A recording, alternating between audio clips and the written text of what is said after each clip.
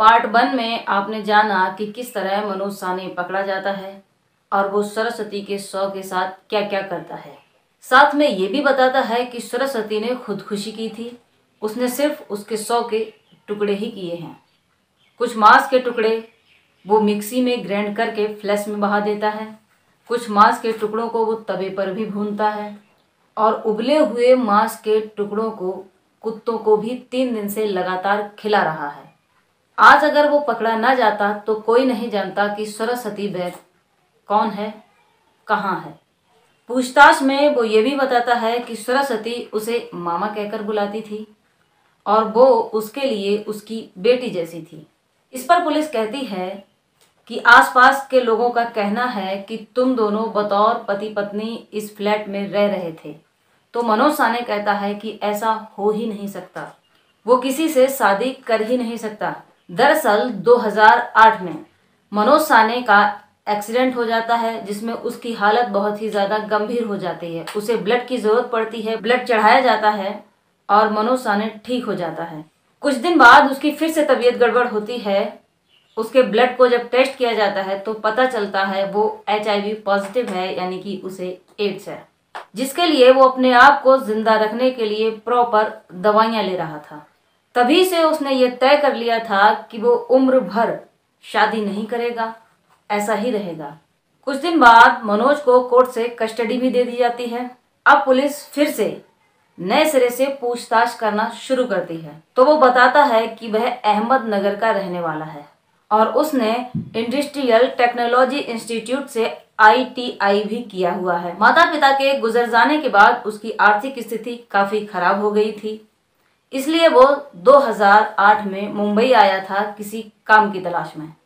उसे ऐसा लग रहा था कि उसकी स्किल के अकॉर्डिंग उसे कहीं अच्छा खासा काम मिल जाएगा, लेकिन ऐसा नहीं होता है। तो वो बोरीवाला में एक राशन की दुकान पर 5,000 रुपए प्रति माह पर काम करने लगता है। इसी समय राशन की दुकान पर एक लड़की आती है जिसकी उम्र तकरीबन 18-19 साल है और मनोज की इस समय उम्र तकरीबन 29-30 साल है। वो लड़की मनोज से जब बातें करती है तो मनोज की बातों से प्रभावित हो जाती है। अब वो लड़की अक्सर मनोज से मिलने लगती है। वो लड़की कोई और नहीं बल्कि सरस्वती वैद ही थी। एक दिन मनोज उसे बताता है कि वह अहमदनगर का रहने वाला है, अनाथ है, काम के सिलसिले में मुंबई आया था। तो सरस्वती भी उसे बताती है कि वो भी अहमदनगर की रहने वाली है और अनाथ है। दरअसल सरस्वती के माता पिता में झगड़ा हुआ, पिता ने माँ को छोड़ दिया। सरस्वती 5 बहनें थीं और वो 5 बहनें माँ के साथ रहती थी। माँ के गुजर जाने के बाद ये 5 बहनें एक अनाथ आश्रम में चली गईं और जब सरस्वती अनाथ आश्रम से निकली तो वो सीधा मुंबई आई एक काम की तलाश में।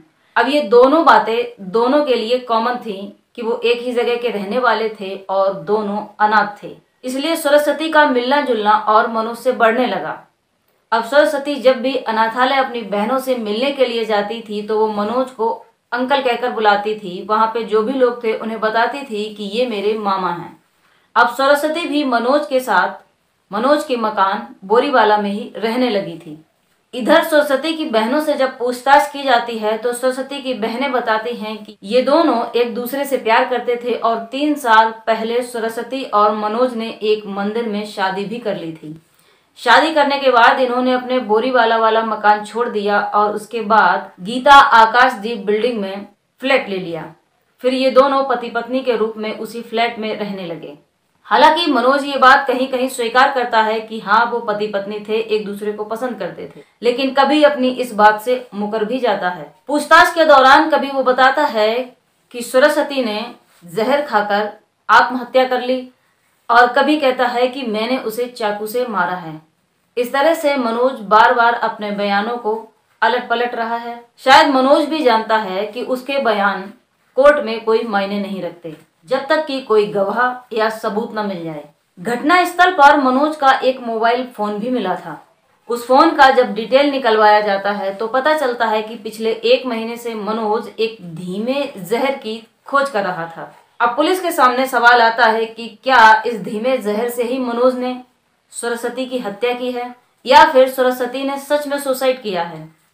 इसके बाद पुलिस ये भी पूछती है कि तुम जिस फ्लैट में रह रहे थे उसका किराया 10,000 रुपए है, और तुम कमाते 5,000 थे, बाकी के पैसे कहाँ से लाते थे? तो मनोज बताता है कि वो शादी के बाद सरस्वती को आकाशदीप बिल्डिंग में ले आता है और बोरी वाला मकान 35,000 प्रति माह पर किराए पर उठा देता है।